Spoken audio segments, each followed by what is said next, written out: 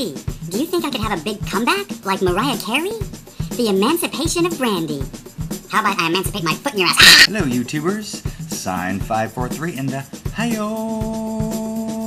Anyway, great news. I passed the bar exam. Okay, I almost passed it. I was this close to passing it, but I didn't complete law school, so you can see how close I was. I did watch a very well done episode of Matlock once, though. And there was just one guy in the show who I was sure that I saw on some other show. And after thinking about it like really hard, I realized I had no idea who he was. So I finally gave up. I bet the bar exam is a lot like that, minus, of course, the popcorn and my bunny slippers. I did represent myself in a huge court case once, though. Man, you should have seen the way I hammered away at that one witness. Eventually, they took away the hammer, though, and charged me with battery. So I had to use a different tactic. But that didn't matter. I was brilliant, and I proved how great of an attorney I would have been. I just charged right up to that witness and said, "Did you or did you not order the code red?" That really busted the case wide open. Not really, but it did win me points with the jury. Okay, there was no jury, it was traffic court, but I did stare really hard at the wall where the jury would have been when I made my opening arguments. The judge just called me an idiot and said there were no opening arguments in traffic court, but you know, what does he know? Just because he wears that big black robe and wears the powdered wig and sits up high doesn't mean that he knows everything. Fine, he didn't wear a powdered wig, but I did. I have 3 that I use for various occasions. Traffic court, or having a barium enema, or eating eggplant. I'm just interesting that way.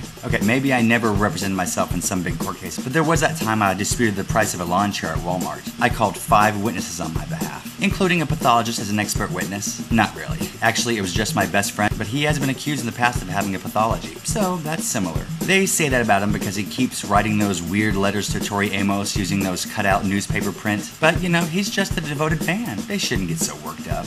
I admit, that time they caught him in the nude on her estate, you know, was kind of weird, but you know, he said he gave his clothes to a homeless man, so you can see how understandable that was. Anyway, I think the reason that I love the law so much is that my father was a really successful attorney. Very successful. He'll go down in history for his monumental court trials, no doubt about that. Actually, he wasn't a real attorney, but I'm sure he'll go down in history for having that monumental birthmark on his belly. It's this huge red birthmark that when he sucks in his gut, it looks alarmingly like Diane Sawyer eating corn with a hunchback. He used to scare us with it as kids, which is why I never watched Diane Sawyer as a kid on TV on 60 Minutes. That and we didn't have a television. My dad tried to trick us by telling us that the microwave was a television, but you know, after we got bored with that show as the roast turns, you know, we started to catch on. Unfortunately, we didn't catch on so fast when he told us that the toaster was a television. It was more than 3 years before all us kids realized that it was just ourselves we were staring at and the shiny side of the toaster. I always wondered why nobody did anything on that show. They just sat there. We didn't even know.